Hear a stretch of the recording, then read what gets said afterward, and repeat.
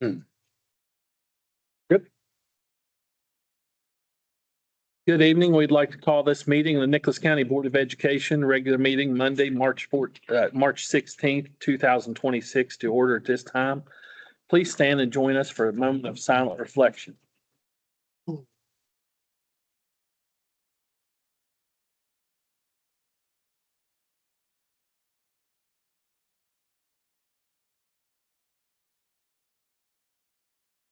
Thank you.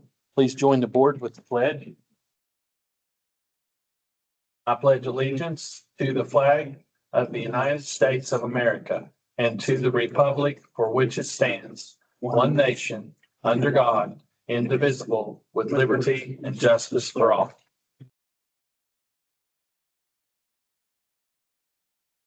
All right, as we move through the agenda, item 4 was the minutes that were approved from the February 2nd, 2026 meeting. Item 5 is the required public hearing number 2 for the 26-27 school calendar to provide any information from the public as it relates to the school calendar for next year. Do we have anyone in the back that would like to address the school calendar for 26-27? All right, hearing none. Item 6 under my updates. I'm going to let Dr. Lee go first with the 26-27 mid-year benchmark results.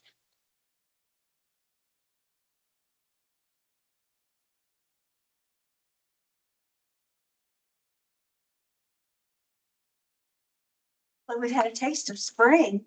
Looks like we're back to winter. Yeah, March. Winter benchmark results. I have a nice little booklet for you, but just like I do my students, I'm not giving you the booklet until I go over all the directions so that you're not reading while I'm talking. But I'll give you the highlights or the Cliff's Notes version of where we are. Right now with grades 3 through 8, we're running with what the students have shown so far. I would say a good solid 40 to 60% proficiency range. When I looked at this in comparison with last year, of course, math is still way low, but it looks like we are on track if it continue to maybe be slightly higher in reading at the elementary level than we were last year. You're going to see when you dig in here, I've given you every grade level that you can look at specifically. You're going to see grade 3, fractions is an issue. Grade 4, fraction equivalence is an issue. Grade 5, fraction operations is an issue. I think you see a pattern there, right? Grade 6, it turns into issues with rational numbers, which. Well, we should have gone to metric a long time ago. Wouldn't we? Just move it down. And also, when you look into this, you're going to see issues in writing, which have been a long-term issue, but pulling it, connecting it to text and looking at grammar are the biggies there. Implications are that we're going to continue to work on fractions, and more fractions. And when I give you your booklet, you will see you've got a page at the beginning where I've already spoken with the principals about what I called their critical care patients. So we looked at every assessment. The one that you're most familiar with is the one that has the box around it. That's that IXL Flex Diagnostic that we've been doing for a few years. But those are the numbers of students that are below 25th percentile that we really need to be looking at.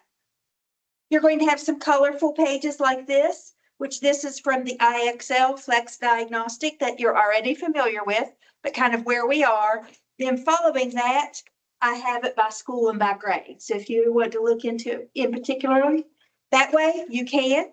And then near the end of your booklet, we have the GSA benchmark 2, where it will actually correlate. It's kind of like the practice test for the GSA, but it gives every standard and kind of where we are. Now, what I've given you is the county level view, but each principal has their own view for their own group of students. So they can work with teachers and really pinpoint which standards maybe they haven't taught yet, they need to get to, or which ones they have taught that their students are still weak to.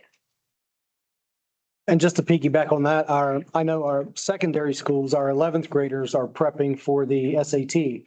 And they did just complete the SAT prep practice test. And the results from that look promising as well. Better as compared to last year's results on the SAT. So that's good news. So on those fractions. So it almost sounds like it's a curriculum problem. I also think it also goes back to developmentally. I don't think they're getting enough practice with the hands-on piece of understanding what that whole unit of one is, how to break it up. I mean, I know when I was teaching, when we'd take these tests, there were things that they would obviously test on before I had covered them. Mhm. So, Which could come into play as well. that has somewhat to do with it, but from last year, they ought to remember some of it. So in third grade, that's a huge issue because most of the time they don't get to fractions until late January. Right, So they're just now getting to that when they were testing, which was at the end of January. right. It doesn't surprise me, but that's where I think the principals really need to be looking at those item analysis or standards analysis and say, have you taught this? And if not, when are you going to teach it before we get to April? Right. So that they're not cramming 3 weeks before the test, trying to get 30 different things in there. Even if they have to piece it here and there. Yes, and we had, last month we had a session, the tax offered a session with fractions and actually getting fractions into making it tangible. And of course, last Friday, the TAC that did the one on quilting and, using the pieces with that, did it at the state math conference. So they've Well, got. and I know we have a good elementary math teachers. I know that. So it's just hard for me to believe that they're all, Continues to be a. yeah. So that's why I ask about the curriculum. And although that shouldn't be all you go by is your curriculum, you should, if it's not in the, if the standard's not in the curriculum, you ought to find how to get it in there, but. And it's that hands-on piece, that tactile piece is so important. But now, when we have snow day and delay, what is it that they let go is they typically let the hands-on part go because it's Takes more time. time. Yeah. And then they've got to experience it. Are these based on national averages The or state or? The universal screener is norm referenced, but the flex diagnostic is based on the standards. And the flex diagnostic is the one that I put a little more credence in. That's the one that's got the box around it because it is tied to where they should be with their standards. I wonder if there's a developmental age at which perception of such things as fractions becomes a little clearer. Well, If it's a national thing, then you'd be able to. I think clearly there is, just because of you've got all the human growth and development pieces with object permanence and whatnot. And then till kids experience it, I mean, think back to when you first learned to do a puzzle, until you try all those different ways. Oh, will this connect back? Till you have those experiences, it's really hard to do that. Well, right now, so many kids don't have experience with the tangible because they've all watched it on TV or online or on YouTube. They don't get their hands dirty, so to speak. Yeah, I think developmentally we're delayed with some kids with their development, especially that visual reasoning. And I think that's a society issue, like you're saying. I think it's not just our kids. Widespread them. For the hill of beans. Thank you. Thank you. That seems like the learning process. It just goes so far and then all of a sudden you say, well, hey, I understand. I got it. Great. Everybody's played with these little tangos and tangram puzzles.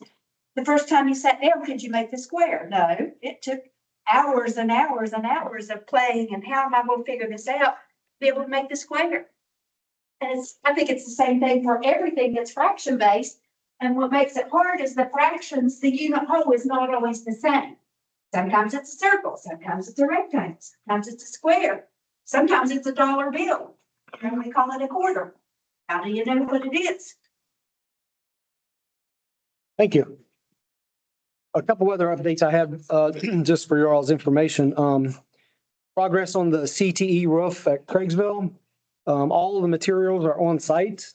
Projected start date for that was to be today. But with the weather forecast, the contractor decided to hold off till next week. Just to ensure they didn't open up something up there while the weather was as, it was projected to be today and tomorrow. So again, all the materials are on site on the roof. They're ready to go, just waiting on some good weather. As far as the construction update, I just did get an update at Glade Creek out at the Summersville project. Things are picking back up there with the weather getting better, or there's more contractors on site. They continue to lay the vertical block, weather permitting. The plumbing and electrical and storm line rough ends are ongoing. Sanitary sewer line is being installed under the roadway. The site crew is working on the roadway around the rear of the building, setting door frames as the CMU follows. They're installing bearing plates, bar joists and decking being installed as bearing plates are installed. Electricians are pulling wire, installing lights in completed bulkheads. Concrete work at embeds and slab cuts. Sprinkler system work is ongoing, painting in areas that are complete and temperatures are cooperative. And the carpenters are installing hard ceilings, bulkheads, and sheetrock. So that project is moving along nicely and will continue to do so as weather gets better here in the spring. It looked like they're ahead of schedule. They're still ahead of schedule. We don't have an updated schedule on that project yet. He probably won't submit an updated schedule till we get through springtime. But with the good weather in the fall, they were ahead of schedule some. I hate to say how much, but they were definitely ahead of schedule. Still looking at the same deadline. Yes, Okay. yes, we're fall of 27. Yeah. Yep. Couple other updates as it relates to this year's school calendar, the 25-26 school calendar. Just to provide the board an update, we did get stuff out to our staff this week to disseminate. The state board did, or the State Department of Ed did provide a waiver window, which was for that last week in January. If you remember, that was icy cold that whole week that affected the entire state. That January 26, 27, 28, 29, 30. Those 5 dates were provided to counties to submit a waiver of the 180-day instructional requirement. Again, just for everyone's knowledge, this does not affect the 200-day employment for our employees. It was just for the 180 days of instruction. During that week, we utilized NTID days, non-instructional days, non-traditional instructional days on Monday, Tuesday, Wednesday, Thursday, which count as instruction towards 180 days and the 200-day contract for our employees. So the only day that we were eligible for was Friday, January 30th, in which we did submit and was granted. So that will be, as you're aware, we had six dates that we had to make up, which took up our 6 OS days, which is built into the calendar on February 6th, May 29th, January 1, January 2, or I'm sorry, June 1, June 2, June 3, and June 4 would have been our makeup dates. But with the waiver of that one day, June 4 will not be instruction for our students, but our staff will report to work on that day to meet the 200-day contract requirement. So our last day for students as it stands right now, looking out the window, is June 3rd. June 3rd would be our last day for students. Our last day for our staff for 200-day contract has not changed. It's still June 6th as originally on the calendar. I'm sorry, June 9th. Tuesday, June 9th would be the last day for 200-day employees. Oh, I'm sorry. While you're on the calendar, are the graduations still, Graduations do not change. That's. they're on those dates? They're set. Dates are set. Yeah. Okay. That is May 21 and 22.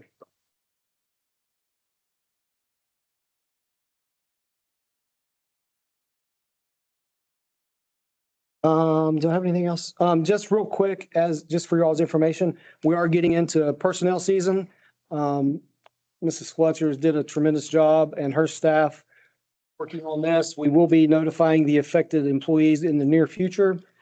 Once we get that accomplished, any requested employee hearings that we have, we will get those set with the State Department. As you're aware, the state superintendent or her designee will run those meetings.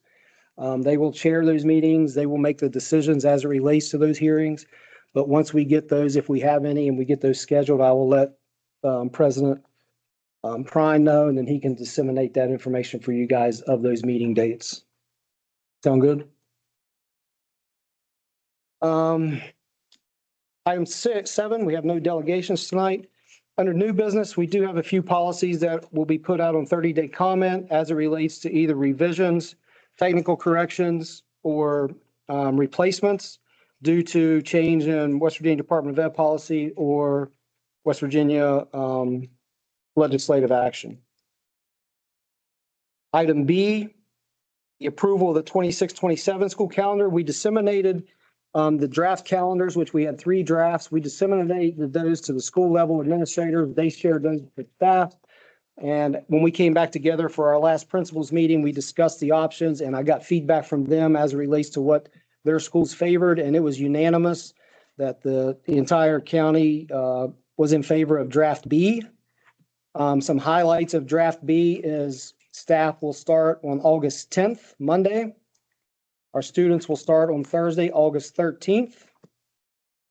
The calendar includes, again, a full week for Thanksgiving, traditional Thanksgiving break, and then the traditional break around Christmas from December 21 through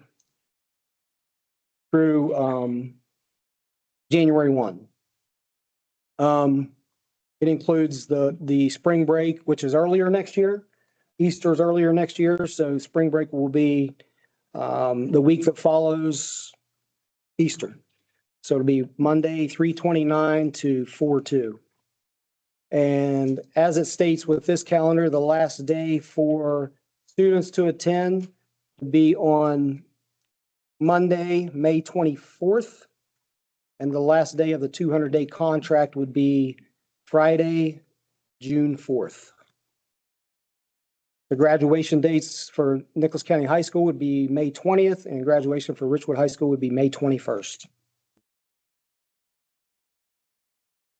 So that is the draft that will be submitted tomorrow on the West Virginia Department of Ed school calendar portal. And they have been turning those around pretty quick. Once we get the letter of official approval from them, we'll disseminate those on our website and get them out to the schools. Now, we've always done RHS, well, since I've been RHS graduation first and then NCHS next day. Now we're reversing that, right, in the new calendar. You said NCHS. NCHS was first. We can switch if that's need be. Oh, no. Okay. I just wanted to make sure that was. That's the way that I had it. Yeah, But- and some people like them on, I just kind of alternated because one falls on a Friday. Yeah. Yeah. And that's what I was gonna say. Some people say, well, why didn't they, Right. and we don't have any control of that. Right. It has to be within, Right. Has to be, again, graduation can't occur until 5 days prior to the end of the instructional Right. term. So the earliest that it could take place would be the weekend of the 2021 if you wanted to keep it on a Thursday, Friday. Yeah. You couldn't bump back to the 13th, previous 14th. weekend. Yeah. But if that's the will, I can submit it. I just tried to alternate since I just saw Richwoods was on Thursday this year and Nicholas was on Friday this year. We could just flip it to make it consistent. Okay. Sure. Approval, which was approved on February 25th, was an agreement between us and Marshall University for placement of teacher resident candidates and other professional. Item D, approval of an easement with the city of Somersville. This is to The city of Summersville this summer is going to do some work to upgrade a lift station right there close to Nicholas County High School. So they needed an easement recorded, and that was approved by the Office of School Facilities on February 18th, and will be recorded at the courthouse. Item E which was approved for basically joining a litigation to recover any harm as it relates to school districts responding to social and gaming industry harms. And that agreement is with Northwest Worksite Marketing Corporation, which was approved on 2/25. And then you have two expulsions that were approved, one effective 3/3 for a Richwood High School student for habitual violations of West Virginia Board Policy 4373, and for a Summersville Elementary School student effective 3/12 for a level 3 violation of West Virginia Board Policy 4373.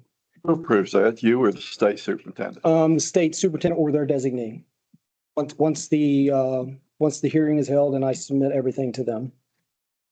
Well, They send it. hearing is held here. Correct. You submit to them, Once we get the hearing report, I submit to the State Department. and then they decide what's going to be done. Then they either approve or deny the expulsion. Oh, okay. You go ahead and say Yes. expulsion and, okay, Well, the hearing examiner. The hearing examiner does the hearing, conducts the hearing. right. Under consent, there are some numerous items, and we're going to touch on a couple of them. I asked Kristen to hit a couple of these just for your information. One was the payment, item 1 is payment of current invoices. 2 was the treasurer's report for January. Item 3 was the budget supplements and transfers that's occurred since August. And then I asked Kristen to just touch base on the FY 25 financial audit report, which you have a copy of, the blue book that was passed out. And she's going to go ahead, she's going to hit some highlights as it relates to this audit. I had a question on current invoices. Are we going to cover that too? Do you want to do that first? Yeah, let's see. It said on January 26th, 15,555 for modular lease. And then it also said February 1st, the same amount. How long do we have to keep paying that? Out yet, so we'll have to pay. That's not our fault, is it? No, Well, then why are we paying? well, actually, we have an agreement with the modular company that they needed to come to get those at the end of the lease period. But because the lease period ended up being so long, they don't feel like they need to honor the price. Negotiating. So is FEMA still paying that? Yeah. I mean, they are right now. I don't know what is going to happen with that. If this draws out for a long period of time, I don't know what will. So our next steps will be to pursue, which we started, Kristen has been working, and we'll start mediation as our next step with our attorney. And then we'll go from there after that. And then we have on December, the last of December, a modular lease of 50,440. That would be Summersville. But then on January 30th, Who is it? that was paid again. So that's a monthly. Yeah, they're both monthly.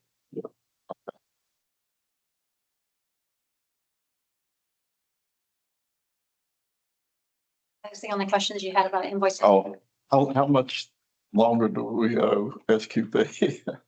I see we paid 203,000. So they're done, but they have had to come back and do some things, and they'll have to go through all the approvals with Skanska and with ZMM to make sure all the work's been completed, and we have a retainage that we still owe them. So it might be a while until that's totally paid off. Well, if they come back to make corrections, we don't have to pay that, do we? Right, no, we just, there's punch list items and they have completed all of that stuff, but then there's a couple of things that, There's still some work there that's required change orders, especially with the sewer line problem. So they will be part of that. so then, once it's determined that everything is good and we don't need them to come back, everything's to our specifications. Well, are they paid off? No, we have a retainage amount, and we won't pay that until everything is done and good. And so, yeah, we still are holding that money until we're totally finished with them. But it looks like that we paid them $203,000 on the 10th month, and then we paid them $203,000 again on November. Okay, well, also, their billing is kind of behind It lapsed. because they submit it and then it has to go through a bunch of approvals, and they've kind of submitted it later anyway. So what we're paying for right now is like probably work that they did. September, October. Thought that's the same amount though, isn't it? That's like a monthly payment or something. That is. They not change it. Yeah. Okay. Hooked up to the old. Oh, I don't have check numbers. Well, tell me the dates. 203,000 on 10, 11, and 203,000 on 11, 10.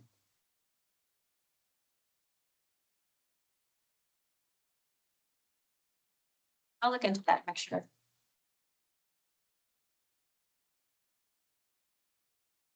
Okay, now, Huntington Public Capital Corporation. That is our payment that we make for our energy conservation project. Energy Savings Group. Yep. Which That's we did 1 that year? several years ago. Once a year. I don't believe so. I think maybe it's 4 times a year. Probably quarterly. I think it is quarterly. And that was probably an agreement before any of us were on the board. That was an Energy Savings Group. They do projects basically to The lighting. upgrade lights, HVAC. They come in and do all the work, front load all of the work, and then that project is spread across multiple years to pay it off. Okay, well, if I'm going to be responsible for this stuff, I want to know what's going on. Oh, go ahead. Keep going. That's it. Okay, I'll check on those.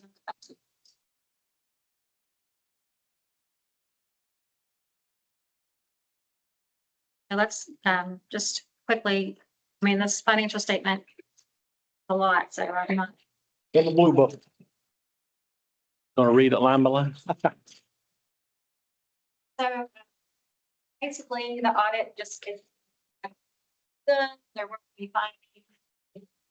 And I think we made like a $6,000 adjustment to depreciation. So compared to our budget, that's pretty.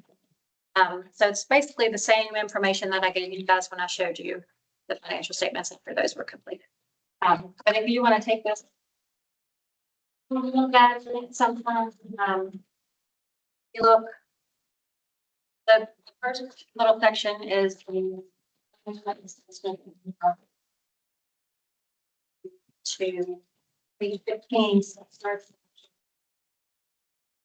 That's the instant one, and that is the one that gets connected. It has depreciation in there, and it has our overhead liability and other things that make it harder. Not that. Look at page 17. 19. Those are our fund balance, financial statements. So pretty much in and cash out. It gives you a better picture. So if you want to go home and look at those, 17 and 19 are probably the pages that you'd be most interested in as well. Orange total increased by approximately one. What does that mean? That would, that much to the good, or Yeah, okay, so that is 15. that's in the summary or something? I just read it. Yes. That is. But,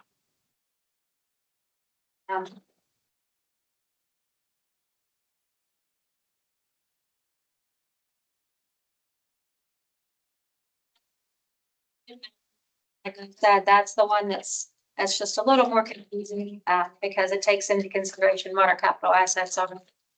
So for example, that's money that we're getting from FEMA, and then that's a huge outlay, but it's gonna look like a huge asset in our books because, I mean, it's so much money. So it makes it look like, you know, we have a huge amount of assets, I mean, which we do, but it just throws things like that into the mix and it doesn't make it as clear what our actual expenses and or revenues and expenses are just Okay, so today.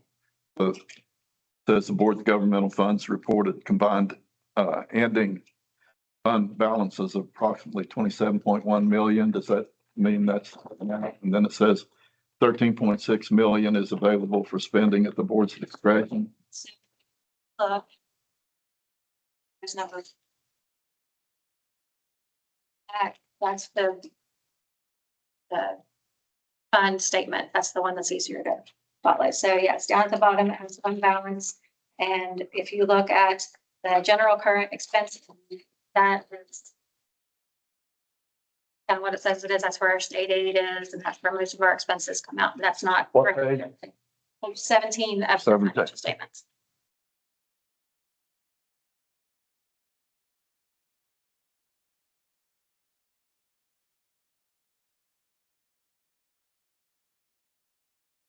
There's a couple together, so The ton of high, don't you? Okay. Okay, right there. okay. So yeah, so of our total fund balance in Fund 11, that's broken down into non-spendable, restricted, committed, and assigned. So that would be, you know, if we have money set aside for a specific purpose, that's where those things would be in restricted, committed, and assigned. And then if we have like contingency is in unassigned. So that doesn't mean that we don't have anything to spend it on, but that just means that it's not set aside for that purpose yet. Are there For any example, specific things that come out of that, or does it, that's where everything we will. use? But, for example, if we know buildings need, a new HVAC, we know it's gonna happen. We don't know exactly the amount yet. So that's gonna come out of our, unassigned. The roof of the VOTEC and that's, The VOTEC is actually set aside in a separate account right now. So that's up here in, probably, but that's the type thing that could be used for, right? right. Yes. Yeah. Well, I mean, just our ongoing, anything, you know, anything that happens that needs repaired. If we have money that we are setting aside for something specific, for example, we get bus replacement money every year. So we get $400,000 of bus replacement money. We may not buy 3 buses. We might not use all that money this year. So it's going to be in here. It's restricted. We're going to use it for buses, but we might use it for buses next year. So it's in here and it's restricted because we're not going to spend that on something else. In our personal accounts, we'd say that covers our bad checks if we need it, right? I mean, if we Oh, have something right. comes up and Right. we, Well, and yeah, we know of a lot of things that need worked on right now, but we just haven't put a price tag on them or, you know, it's so, right. I mean, it's just that we haven't said yet, we're specifically setting aside X amount of dollars for this and X amount of dollars for that. That's just where it's going to have to come from. Is the unrestricted. okay. All right, thank you. Where the state requires you to carry 10 or 15% of that. Right. Yeah. Yeah. The state wants you to be ready for stuff like that. You know, we certainly have a lot of stuff like that. There's a lot of things, we know of a lot of repairs that need to be made now, and we just.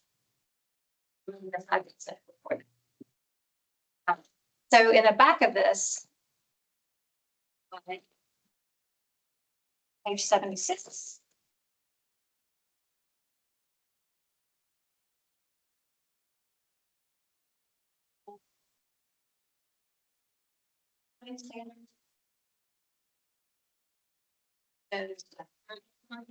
There's no instance not compliant. Report is based on uniform. Yeah. First page of that, it says Nicholas County Board of Education complied in all material with the types of requirements referred to above that could have a direct and material on each of its major. So basically, we're in pretty good financial shape on it. Yeah. 81 has findings and questions. Permanent findings. The type of auditor's report issued is unmodified.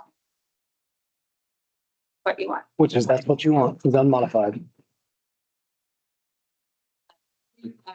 You anticipate what's gonna happen to the stock market if things keep going the way they are now? Do you kind of hold back some or kind of go with the flow and then Well, for example, not necessarily the stock market, but just seeing, like, when I do the budget this year, I mean, gas prices are awful right now. So I'm gonna have to take that into consideration when I do the budget for next year, knowing that I have last year's numbers and I could go by those, but I know it's gonna be worse.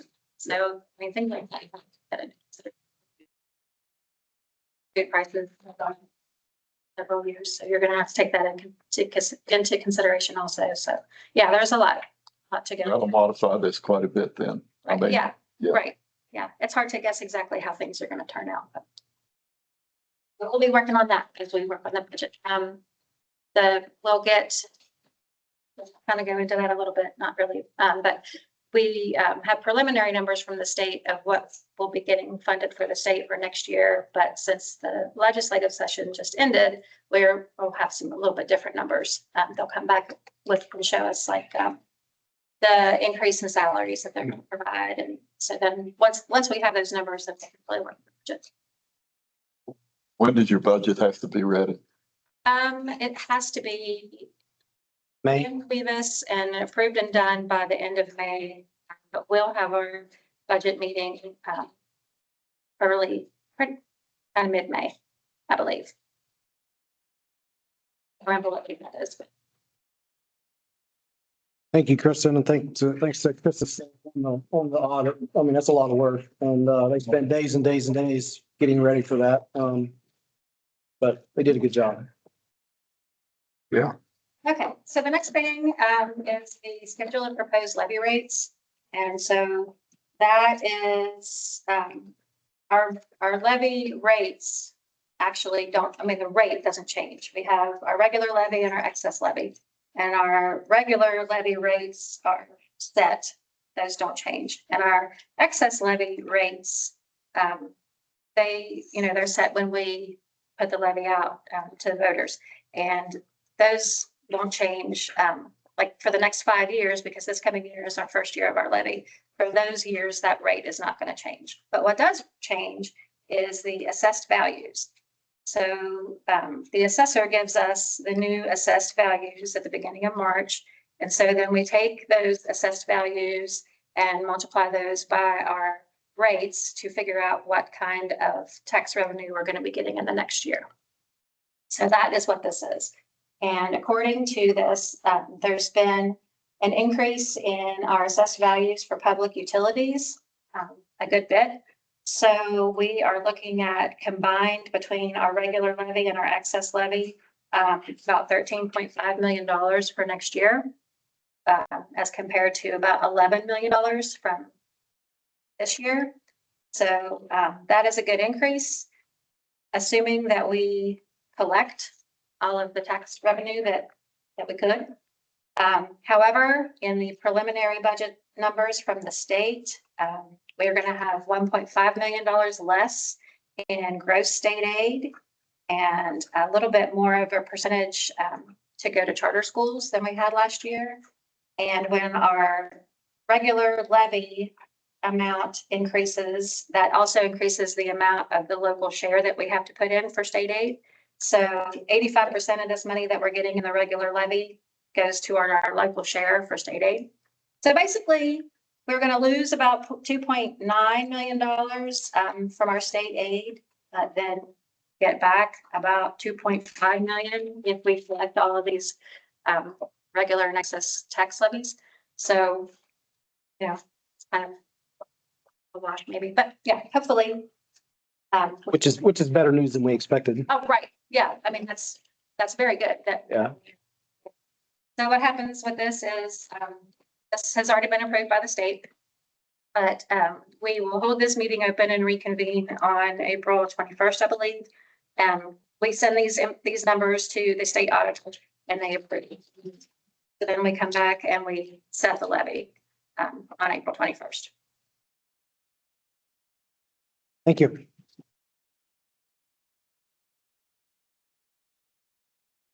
Good job as always.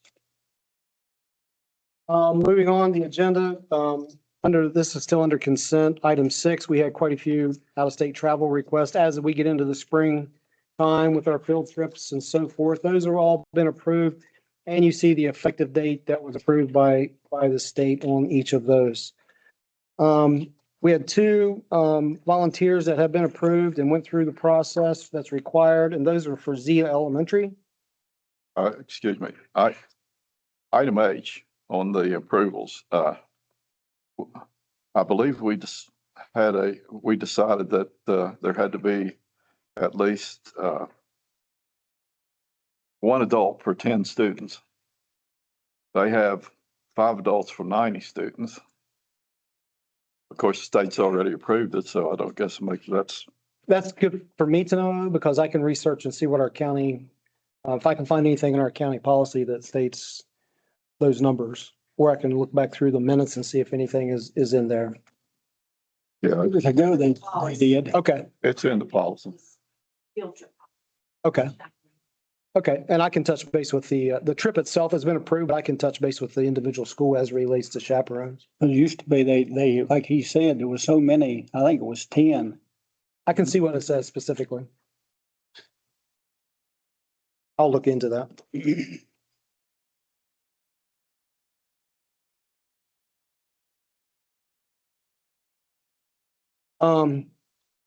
We had one out of county transfer that was approved, and that is going to Nicholas County High School in 12th grade.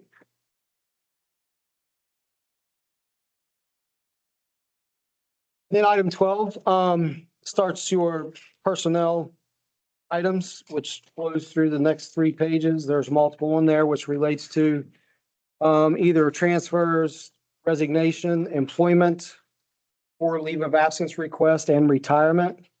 Is there any cutoff date on the employment, beyond which we don't, I mean, it's getting so close to personnel season.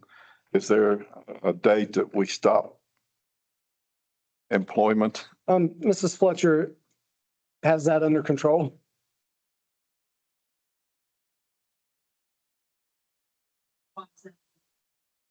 So we are posting and filling those. In the middle of personnel season, we do take just a small window of time right now, this month, that those positions are sitting there. They will be reposted if they're needed after we conclude personnel season. During the personnel season, you cannot place anybody in a vacancy. So if you reduce a position and you have to have a place for that person to go, you have to push someone else out to create that spot. You can't put them into a vacancy. So I don't know if that really answers your question fully, but we don't ever stop posting for jobs that are still needed. You don't stop posting, but you stop hiring? No, we just kind of have to take a pause. We just had a batch of postings come down the end of February. And so we didn't put them back up. Once we did those actions, we didn't put anything back up. If they didn't have applicants, they're sitting there in the group that I'll post back after we get through this process. So basically, What's the starting date on that, Starting date of what? of the personnel? So the positions that we post after we get through personnel season will be for next year. So we have substitutes in all of the vacancies that we have now. And what will be the date of that after personnel, after you do all the personnel? Well, It depends on, The State Department's approval on our recommended personnel actions, then we would immediately start posting jobs. Well, now, also at the WSB, at the last conference, they said that the superintendent must recommend personnel. Mhm. That's, and then the board approves or disapproves. Do you recommend, or does the state superintendent recommend? we make the recommendations to the state, which are approved by the state superintendent or their designee. And that's what's on your personnel list with, as you'll see, it has a column for WVDE approval date and then the effective date of those employments or resignations. But they don't see the applications. No, They don't see the background checks. that's all done here. but yet they approve. Correct. Okay. Just like we don't. Yeah, just like we got in trouble, said we did. Yeah. We didn't see them either. So if you're looking ahead, I think what he was getting at, but if one of these jobs that's posted that you're trying to fill, if you were going to get rid of that position for next year, we wouldn't be posting or filling it anyway. Okay, Be absorbed. so I think that. Does that help you, Mr. Moose? That makes sense? Oh, yeah, I knew the answer. Okay. I just wanted to make sure that everybody else heard it. All right, moving on to item 12. The next meeting date is April 6th, Monday, which will be a regular business meeting. It'll start at 4:00. Then Tuesday, we have the statutory meeting as required by code, which is where we will take into consideration and approve the levy rates for 26-27. There was some discussion I had with Mr. Moose about that time in that meeting. I originally had it during the day because that will probably be the only item for approval on that agenda, but if it's the board wishes, we can do that in the evening that day as well. Yeah, I'm scheduled to work that day. I don't know. Have you guys checked your dates?